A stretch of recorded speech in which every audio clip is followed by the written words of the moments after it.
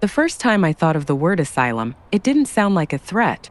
It sounded like a roof, a place away from the noise of the 101, where the smell of gasoline and wet jacarandas mingles with milk boiling over on the stove. A place to breathe. Later, I learned that word would bite me, that someone would use it as a key to turn my life inside out, pockets showing. And I learned, too, that you can't steal the home of someone who has learned to live inside silence. My name is Valeria, 71 years old, tired eyes, hands that still smell of acetone because I take off my nail polish myself out of habit and economy. I live in a crooked roof bungalow at the edge of Echo Park, 2 streets above the lake where sometimes the ducks flee from the tourist shouts and the cheap music spilling from the paddle boats. From my window, you can see a slice of Dodger Stadium's lights on game nights, like fireflies too disciplined for their own good. This house cost me half my life. Double shifts cleaning homes in Los Feliz, night classes in badly pronounced English, and a marriage that cracks somewhere between Sunset and Vermont, full of arguments in parking lots without shade. I raised my son here, Gerardo, who inherited my square nails and his father's sidelong gaze, the kind that dodges, as if the world owed him an apology. When you get old, you learn to use money like a bridge. I'm not rich.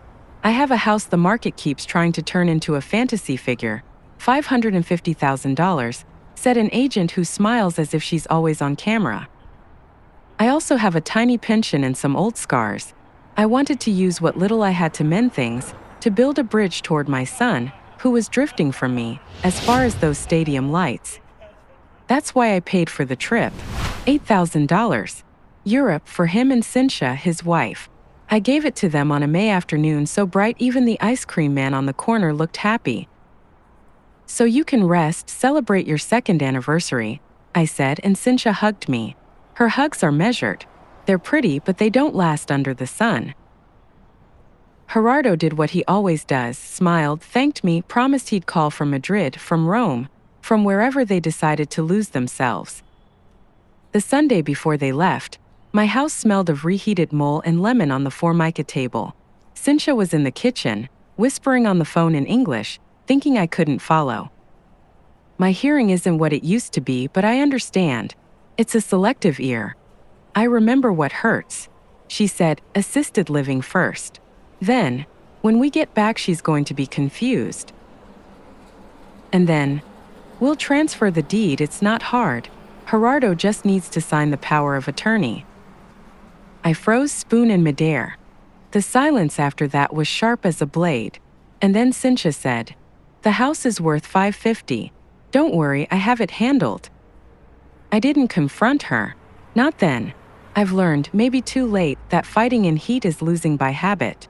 I put the mole in the fridge and smiled when they came out of the bathroom smelling of expensive shampoo.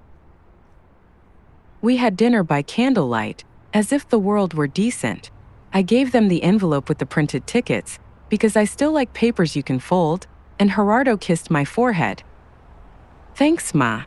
I've heard that phrase from his mouth so many times I could fold it up and keep it in a drawer with his old Mother's Day cards. When they left for the airport that Monday at noon, the city smelled like an oven. The asphalt looked ready to swallow Sauls. I sat in the living room, the fan grazing my bangs, and let the phrase assisted living do its poison work. I didn't cry. Couldn't. It was like cutting your finger on paper. The pain takes a second, but you're already bleeding. I poured myself cold coffee, opened the notebook where I keep my bills, and wrote the word trust in handwriting that didn't feel like mine. The decision didn't come from anger, but from order. I have a friend, Amalia, met her in a seniors yoga class at the Echo Park Community Center.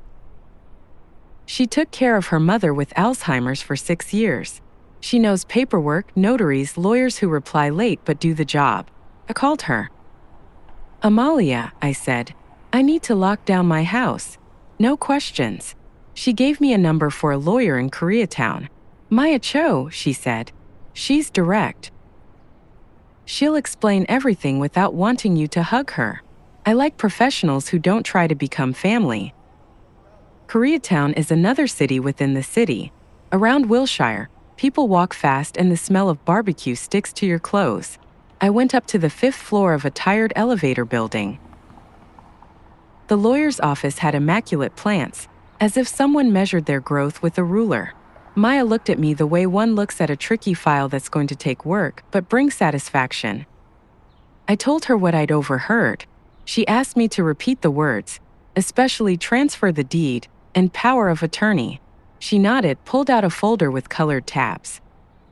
Said, "We're going to set up a revocable living trust, and you'll name yourself as trustee. Then I'll prepare a grant deed to transfer the house into the trust. We'll also revoke any power of attorney you've signed just in case. And you'll name a successor trustee you trust. Do you have someone?" I said, "Amalia." Maya wrote it down with sharp precision at the tip of her pen. "When your son comes back," she said, "there'll be nothing for him to sign or unsign. To touch the house, they'd have to go through you, and they won't be able to." I asked her how much. She gave me the number the way someone mentions the weather, reasonable though not cheap. At 71, you learn the difference between expensive and the cost of living in peace. I paid the retainer. "I'll send you a list of documents by email," she said. "ID's a copy of the title, the mortgage, if there is one, your last year's taxes. And one more thing, I want you to get a mental capacity evaluation. Just as a precaution. A geriatric specialist, ideally a licensed psychiatrist in California. It's not pleasant, but think of it as a vaccine." I nodded. "Do you have someone in mind?" "I know a doctor in Westwood," she said. "Her name's Rebecca Klein. She won't treat you like a child." I left the office with a folder in my hand and a strange sweetness in my mouth. I bought a bingsu next door, shaved ice with bits of fruit, a ridiculous thing for a woman my age, but that day it tasted like a blessing.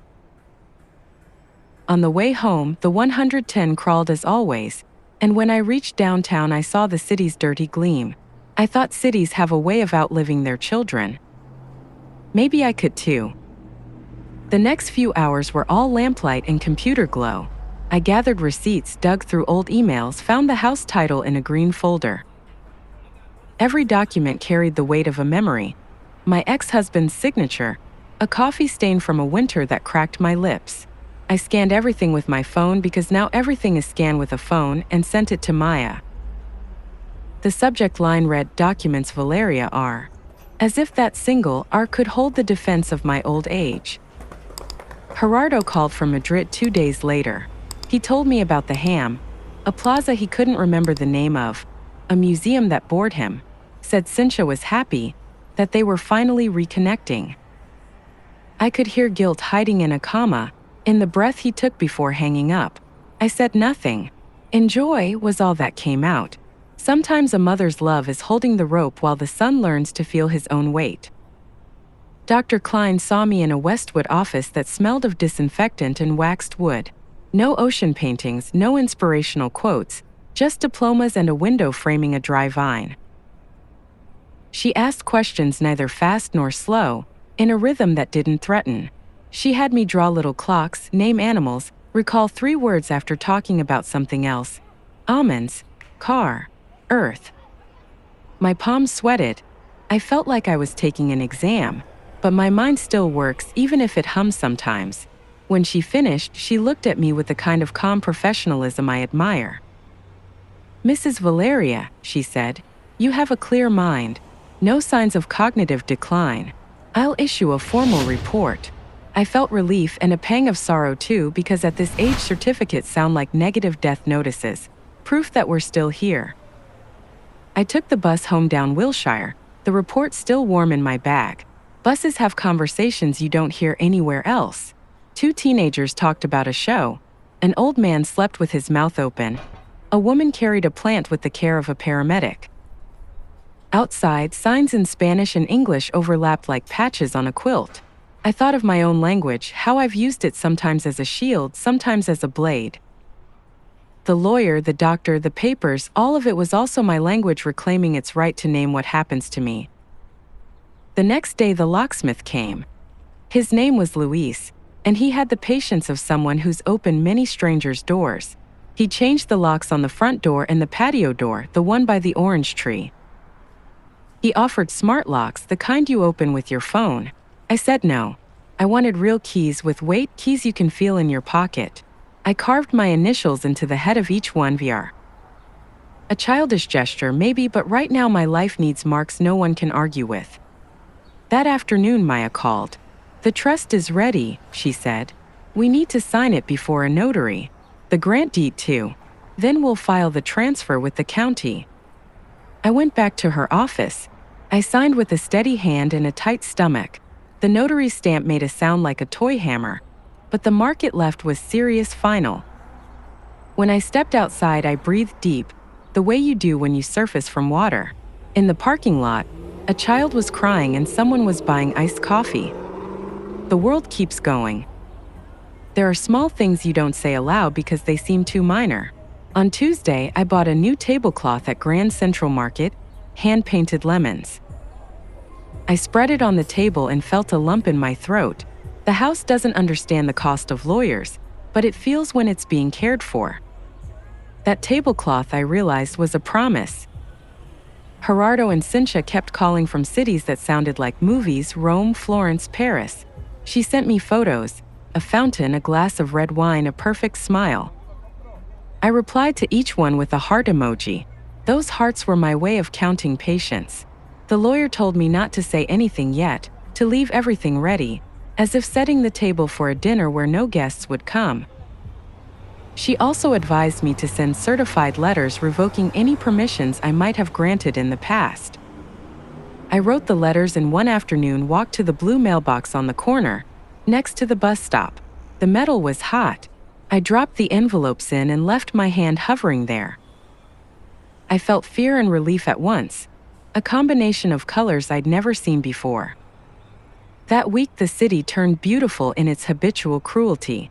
Griffith Park smelled of pine and dust. The lights along Sunset came on early, as if they were in a hurry to hide. I walked down to Echo Park Lake at dusk. A saxophonist was practicing scales and a dog refused to let go of a stick. I sat on a bench and thought about what gets passed down. I always wanted to leave Gerardo something more than money or bricks. I wanted to leave him the art of staying when everything else makes noise. I didn't quite succeed. Maybe the only thing a mother can truly inherit is the example of protecting herself when it's time. Cynthia stopped calling 2 days before they were due back. I wasn't surprised. She's the sort of person who adjusts volume according to the script. I had already stopped trying to guess her. In her silence, I felt a dress rehearsal of what was coming. My house was in order. The documents were too. Amalia brought a tres leches cake and we ate it standing up in the kitchen with coffee. "Do you want me to be here when they arrive?" she offered. I shook my head. "I have to say this myself," I answered, and she touched my hand. Friendship is a language with few words. The night before they returned, I couldn't sleep. Not from fear, but from the electricity of waiting. At 4 in the morning, the city smells like bread and trash, like promises we don't know if suit us. I showered in warm water, put on a gray blouse and black pants that make me look taller. The medical report, the trust, the deed, the revocation letters, all in a stiff folder, the kind that won't bend. The lemon tablecloth was clean. My keys were in my pocket. I put a kettle on the stove because I wanted the water to tell its truth when they arrived. I didn't go to the airport. They know how to arrive. The heat climbed early, as it always does in September, and I had to pull the curtain so the sun wouldn't turn my living room into an interrogation room.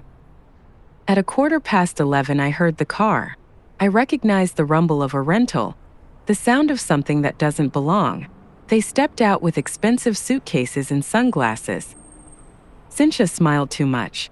Gerardo looked at me, unsure what to say. When they opened the gate, they noticed the new lock. It was a second. Her face made a tiny calculation, a blink. I took my keyring and opened the door slowly. They came in. I didn't seat them right away. I wanted us to walk a little through the living room, to breathe the smell of my house, of me. There are old damp spots that only those raised there understand. I offered them water. Nobody wanted any. Then I pointed to the table and asked them to sit. I sat too. I heard myself say, "Now we're going to talk," in a tone I didn't know I had. Cynthia spoke first, as always. Val, your house is beautiful. We bought you a truffle oil in Florence. You'll love it. Her voice had a flawlessness so exact it made me lazy. I set the folder down on the lemon tablecloth and put my hand on top. Before the truffles, I said, I want you to see this. They looked at the papers the way people look at a dead bird on the sidewalk, with an unwanted fascination. I opened them slowly, revealing each document like a card in a comm game. Mental capacity report. I slid it toward them. Revocation of powers of attorney. I slid it. Revocable trust. Transfer of the deed to the trust. County recording. Each paper spoke on my behalf. I didn't tremble. I allowed myself that private victory. Gerardo went red, then pale. Ma, what is all this? He asked. Cynthia held her posture a minute longer, then lost it. Her face went tight, practical. Valeria, she said, we don't understand. Why did you do this without talking to us? I was no longer available for questions that confuse cause and effect. Because I heard you, I said, looking at her. You were in my kitchen on the phone. You said, assisted living. You said, transfer the deed. You said, I have it handled. Cynthia took a deep breath. She opened her mouth with words that weren't worth the air they asked for. What you heard wasn't. It was enough, I interrupted without raising my voice. I looked at my son. Gerardo, my house is in a trust. It can't be touched. I am fine. I don't need anyone to decide for me. And if someone tries, here are revocations, signatures, a county record. This is not a conversation. It is a notice. I saw him shrink like when he was 6 and broke a window with a ball. I didn't let him finish. It hurt, but I didn't let it. I know you didn't choose every word. I know you let yourself be carried along. That doesn't absolve you. It doesn't make you innocent.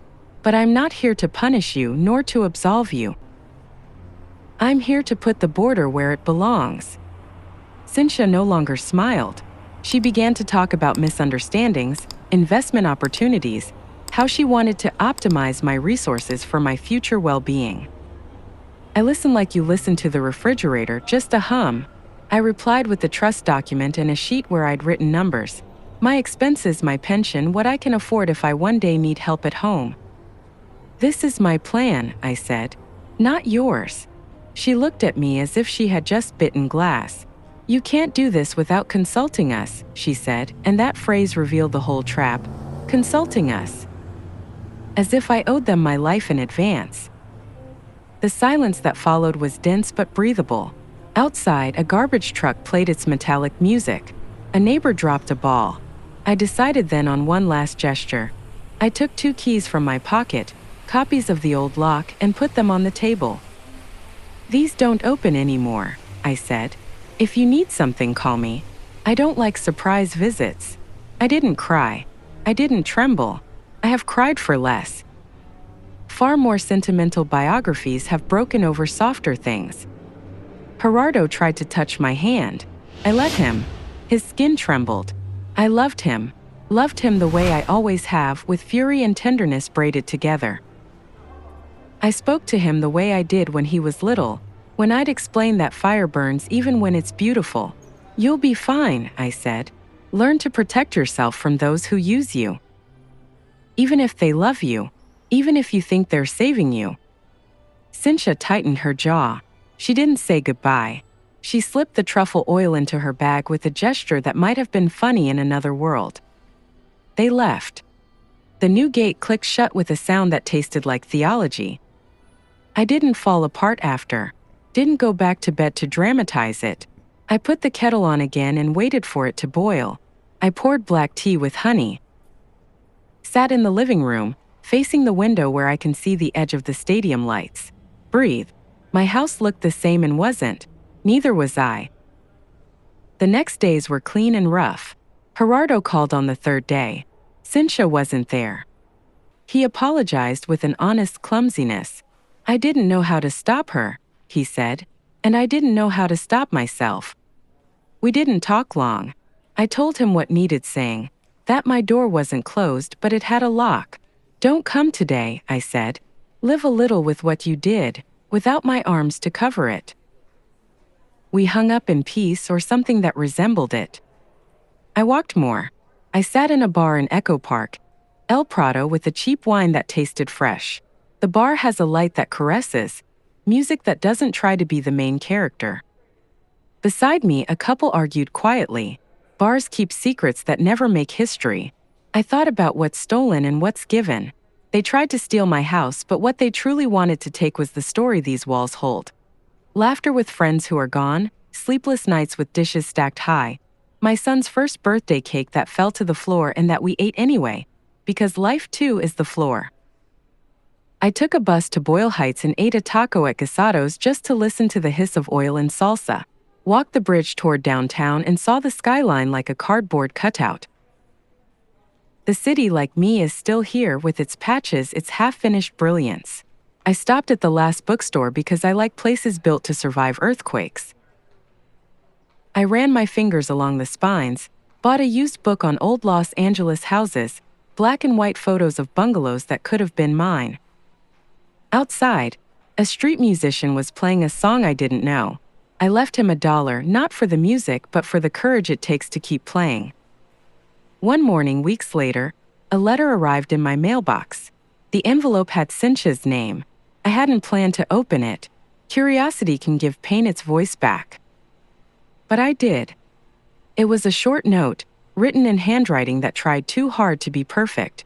She said she regretted the misunderstandings, that Gerardo was confused, that she hoped we could align in the future. I filed the letter in my folder with the documents, not to answer, but to remember that some people call obedience alignment. I don't know exactly when it started, but I began to sleep better. Sleep became a gentler animal. In the morning, sunlight enters through the kitchen window without asking permission, and I let it. I bought comfortable shoes, and on Sundays I sit outside to watch people walk dogs too small for their leashes. A new neighbor waves. His name's David, he says. He plays guitar on Fridays at a cafe on Sunset. I see him again at the market. He helps me carry a bag.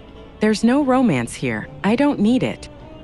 But there's a hum, a faint one, that tells me my life now belongs to more than its defense. And that's enough for now.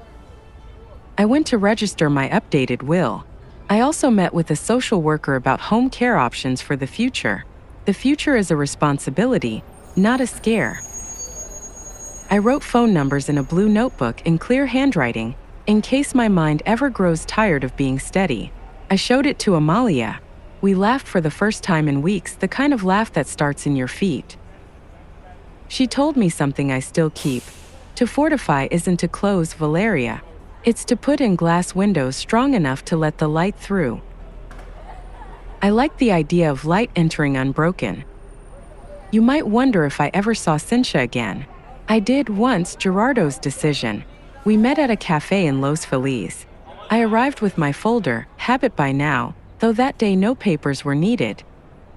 Her voice was lower. She said she wanted to start over. I told her I could start over with myself, not with her. She got upset quietly. We stayed in an uneasy peace, like a song that ends without resolution. It wasn't a victory. It wasn't a defeat. It was clarity. And I thank life for its clarities, even the unwrapped ones. There are images I keep from these months. The first is my hand signing the trust, the notary seal sounding like a clock restarting. The second is the noon light over the lemon tablecloth. The third is the new gate closing with that click, that perfect click like punctuation, a full stop. I sometimes wonder if Gerardo remembers that sound, if he hears it when he walks into his apartment and the door makes a similar noise. I don't know. Not everything we do stays in others. I don't want to turn my voice into a lesson. That's not what it's for. I'm telling this because I prefer truth over anecdotes. I'm fine. And being fine at 71 means something else entirely. It means having my papers where they belong, my keys in my pocket, my body obedient enough to climb the slope of my street without complaint. It means knowing that if I ever need help, there's a plan. A doctor who writes in blue ink, a lawyer who frowns as she keeps my files, a friend who brings me cake in silence. It means knowing I loved my son, and still do, but I won't save him from his own lesson. It's looking at the city that raised me and recognizing it, flaws and all. And it's also this small luxury. Sitting at El Prado on a Friday at 5, ordering a glass of wine, and letting the murmur of other lives drift over me like a breeze that asks for nothing. Sometimes I walk up to the high part of Elysian Park. From there you can see the freeway, a river of dirty silver. I sit on a stone and close my eyes. I can feel my house the way you feel a tooth, a presence you forget until it's gone. I promised myself I'd take care of it without turning it into a cage. That's why I let David install a new doorbell that takes photos, not out of paranoia, but to see who comes when I'm not there. That's why I left a set of keys with Amalia, in case mine ever don't come back with me.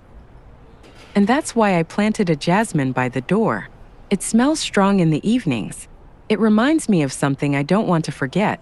Some things aren't for sale. Some scents exist only because you watered them on time. One November night, Gerardo came by alone. He told me first, came in quietly, sat down, said he was looking for work in another neighborhood, that he needed distance. He didn't ask for money. He asked for tea. We drank in silence. He showed me a carpentry course he wanted to take. I thought of his father, who always wanted to shape wood and ended up shaping arguments.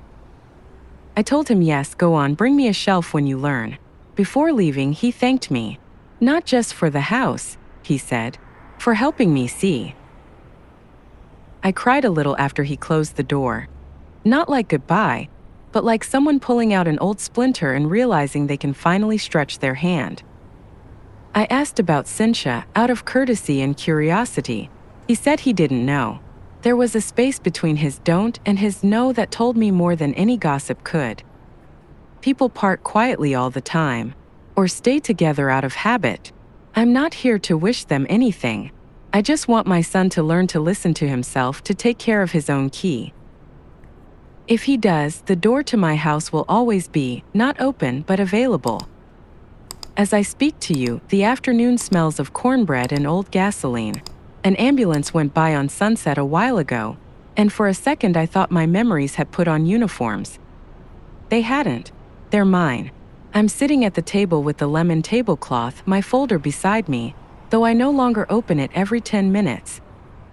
Sometimes I stroke its spine the way you pet a cat that's forgotten how to bite. I glance at the clock and think about making cilantro rice.